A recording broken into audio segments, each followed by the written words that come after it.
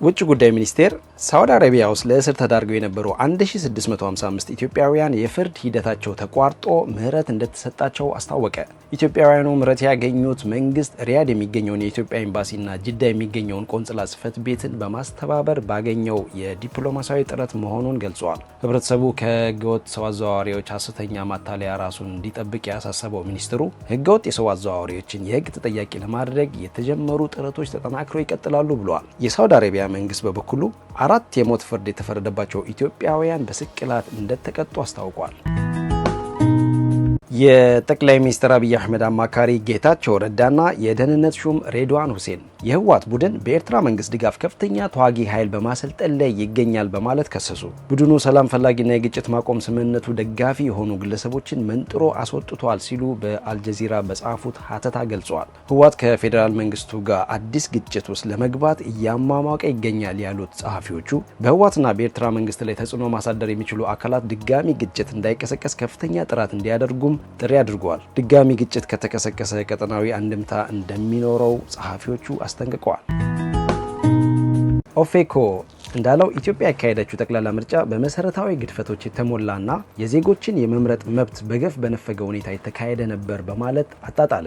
ገዢውን ፓርቲ ወክለው የሚሰሩ የሚመስሉ የምርጫ አስፈጻሚዎች የፈጸሙት አድሏዊነት፣ በመራጮች ላይ የተፈጸመ ማስፈራሪያና በተቃዋሚ ፓርቲዎች ተወካዮች ላይ የደረሰ ተከታታይ ትንኮሳ እና ከምርጫ ጣቢያ በኃይል የማስወጣት ድርጊት መታየታቸውን ኦፌኮ ጠቅሷል። ፓርቲው የአፍሪካ ህብረትና የኢጋድ ታዛቢ ልዑካን ያወጡት የቅድመ ምርጫ መግለጫ እጅግ የሚያሳዝንና የዲሞክራሲን መርህ ያቃለለ ነበር በማለትም ተችቷል። ኦፌኮ በተጨማሪ ግጭቶች በዓለም አቀፍ ታዛቢዎች ክትትል በአስቸኳይ እንዲቆሙ፣ የፖለቲካ እስረኞች በሙሉ እንዲፈቱና ዘላቂ አገራዊ መግባባትን ለማረጋገጥ ሁሉን አቀፍ የፖለቲካ ውይይት እንዲካሄድና ዓለም አቀፉ ህብረተሰብ መንግስት ሀቀኛና ሁሉን አቀፍ አገራዊ ውይይት እንዲያካሄድ ትርጉም ያለው ጫና እንዲያሳድር ጠይቋል። ኢዜማ የትግራይን ህዝብ ካላስፈላጊ መከራ ለመታደግ በህዝብ ላይ ምንም አይነት መስዋዕትነት በማያስከትል መልኩ መንግስት በህወሓት ህገወጥ ቡድን ላይ ብቻ ያነጣጠረ አስፈላጊ ህጋዊ እርምጃ ሊወስድ ይገባል አለ። ኢዜማ ህወሓት የግዳጅ ጦርነት ምልመላ አዋጅ ማውጣቱንና ከግዳጅ ምልመላና ጦርነትን ካለመደገፍ ጋር በተገናኘ በቅርቡ ባወጣው አዋጅ ያካተታቸው ቅጣቶች ህዝቡ በጦርነት ለመሳተፍ ፍላጎት እንደሌለውና በዚህም ቡድን ስጋት እንዳደረበት ያሳያል ሲል ባወጣው መግለጫ ላይ አውስቷል። ኢዜማ የትግራይ ህዝብ አሁን ለጦርነት ያሳየውን እምቢተኝነት በተጠናከረ መልኩ ሊገፋበት ይገባል በማለት ጥሪ አቅርበዋል።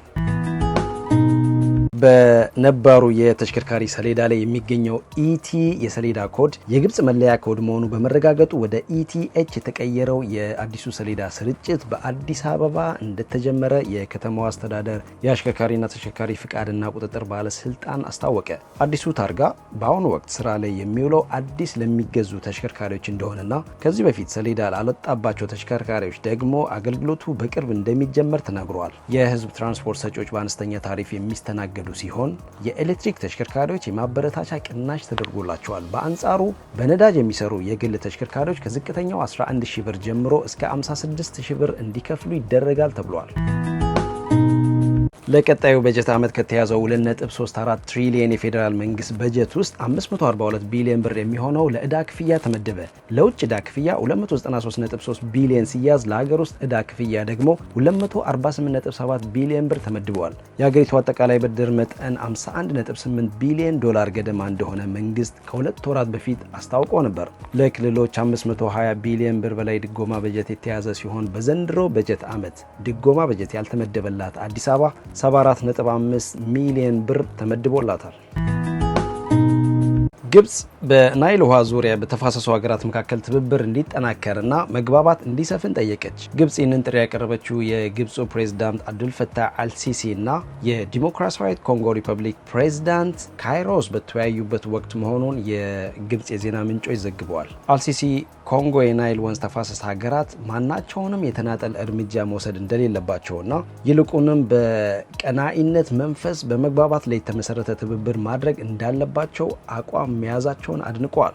የናይል ኢኒሼቲቭ የሚኒስትሮች ምክር ቤት የናይል የትብብር ማዕቀፍ ስምምነትን ያልፈረሙትን የሱዳንና ግብፅን ስጋቶች ለመፍታት ከ1 ዓመት በፊት አንድ ኮሚቴ ማቋቋማቸው ይታወሳል። የትብብር ማዕቀፉን ኢትዮጵያን ጨምሮ 6 ሀገራት አጽድቀው ወደ ተግባር የገባ ሲሆን የማዕቀፉ ፈራሚዎች ኬንያ እና ዲሞክራሲያዊት ኮንጎ ሪፐብሊክ ግን አላጸደቁትም።